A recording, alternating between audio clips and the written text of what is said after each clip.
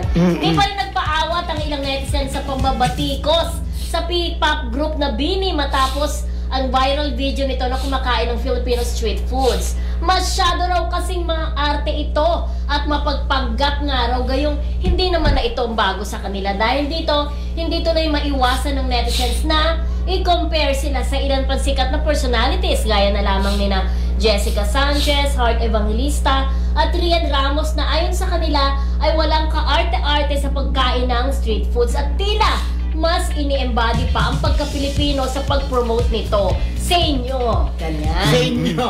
Alam mo, bigla kang kayang mo ng tubig. Oo, wala ko ng tubig. Pero ano ba, ay, parang yung hindi, kasi si Rian Ramos, kumakain siya yung pinandibilihan, di ba, ng BINI dun sa isang ano nila, dun sa kumakain ng street food. Si Rian, nabilig din ako sa kanya, kumakain pala siya ng Betamax. Betamax. O yung squared na, okay. ano, na blood na parang, ano, dugo ng manok. Dugo ng manok o baboy. Parang isa. Alam mo, dahil dyan nga sa BINI. favorite pala niya yun. O, di ba, na parang, dahil nga dyan sa BINI, sabi di umano, na kanilang mga bashers na ano, di ba, na parang nandidiri daw sila. Naglalabasan yung mga ganyan mga artista na sasyan. Alam mo, may nakita rin ako, na-encounter ko yung paglabas sa newsfeed ko. Meron pa friendship, Chris Aquino. Yung in-interview siya sa kanyang show, sinubukan niyang kumain, okay masasal, yayaman, okay naman, pero social, masarap din daw. Sabi ko sa akin, lumalabas lang para lang i-ano yung BINI. Pero alam ko ang BINI, parang nag-sorry na di ba? Yung Jessica Sanchez, yung singer. Diba yung balot, although ako hindi rin ako kumakain ng balot. Nung tinikman niya talaga yung balot, yung sisiw talaga. Not bad. Diba?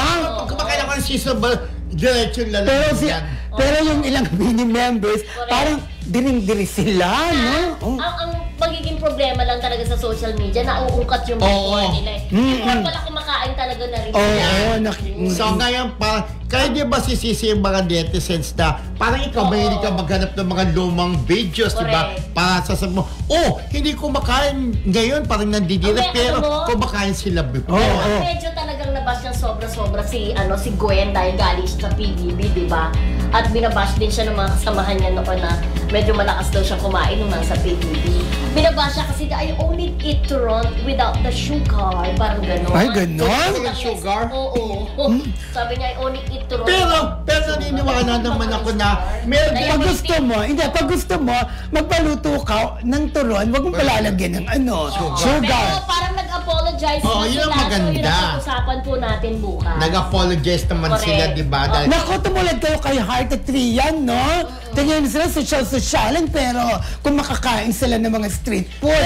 Pero totoo din naman friendship na may mga tao din talaga na hindi kumakain ng street food. Meron. Baka na ilan sa BINI rin, baka naman nga kaya lang yung iba daw kasi dahil nga foreigner ang nag-interview, parang nahihiya siya na parang Pilipino kayo na dapat i-promote ang ating mga pagkain. Yes. Dapat yun lang. ipagmahal na sariling atin, mga ganun.